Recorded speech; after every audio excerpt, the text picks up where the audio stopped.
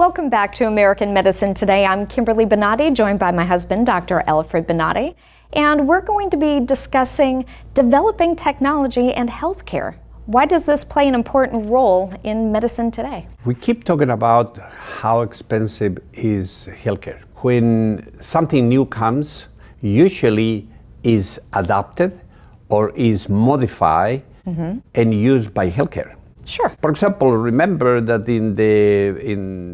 the time that we start to send rockets to the moon, the technology was practically the development of the way to send information through a micro structures. Okay. So then that one then was very much adopted in few years to medicine, and we developed the special types of cameras that they allowed us to intrude practically and work through a little holes in the human body. So you're talking about how things develop from big cameras to something, say, like an arthroscope or an endoscope. Exactly. Okay. And then so technology becoming smaller and become smaller, but yes. Being smaller, the optics improve. Yes. The carry of the information to the waves improve. The way to manage the instrumentation was then developed, and all these things cost a lot of money. And sure. when you start to talk about developing technology in healthcare, and then you say healthcare of the nation is so expensive, 20% of the GDP, they need to start to go, 20% is not bad. Okay. It's not bad. Okay, the other 80% that is spending in a lot of things. Right. So 20% to serve good the country with the best type of product in the world in medicine is here. And when they talk about that in other countries the healthcare is a percentage less than the one that we have in the country, they need to understand one thing: they steal 90% of our ideas, and the companies do. To some sort of a taxes benefit, they move their companies to Europe, and they produce in Europe, and then they come back here and sell it here. Correct. And they sell it at higher prices. Right. So that's what Trump is fighting now, yes. and the things are becoming more even. That type of advances in medicine are going to be costly. The same thing, the development of medications. It is very unfair, the judgment, because if you go and you said that we're getting cheaper medicine from Canada.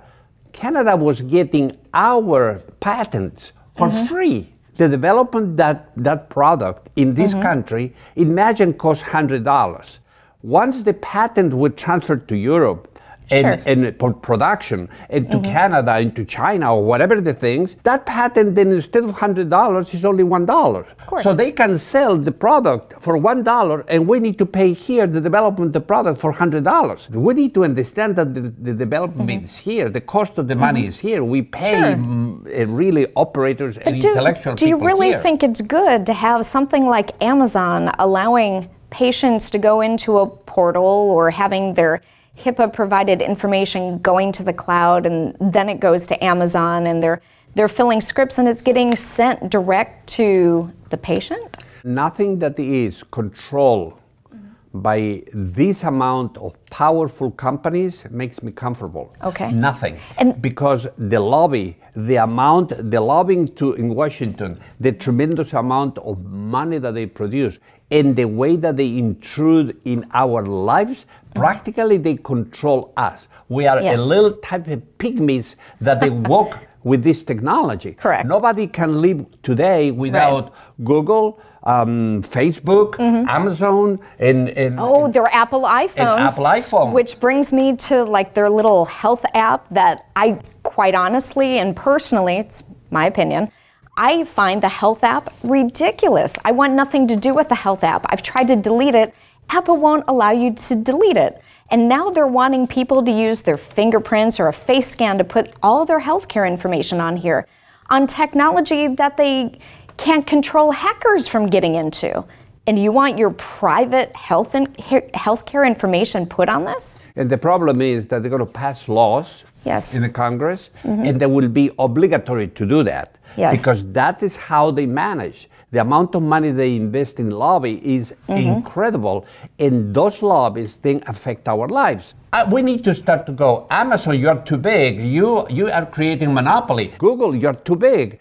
You need to break. We need to start apply a competition to the system and level these companies to a level that they still produce money, they still do normal, but not they have a control in your life. We also know that just private conversations people have, all of a sudden they go on Google and all of a sudden something they've discussed in the room where you think nobody's listening, all of a sudden it pops up on Facebook or it pops up on a Google search. And you think, gosh, isn't that weird? Is somebody watching? Is somebody listening? Well, obviously, yes. So if you mix that into a healthcare app, how do you know you're not going to be monitored and that information is going in your file? But now that you're talking about monitor, look at the problem. Spooky stuff. It is. But look at the problem now with you talk about monitoring. Well, they just developed an app that is the electrocardiogram type of a app that you put a little watch there, and this one's going to tell you the behavior of your heart. Well, let me tell you what's going to happen, okay? What is going to happen is a lot of people, is going to be one group of people that they are going to monitor this, and any change are going to appear in the emergency room. and when they appear in the emergency room, it's going to be an incredible amount of people going for this type of monitoring.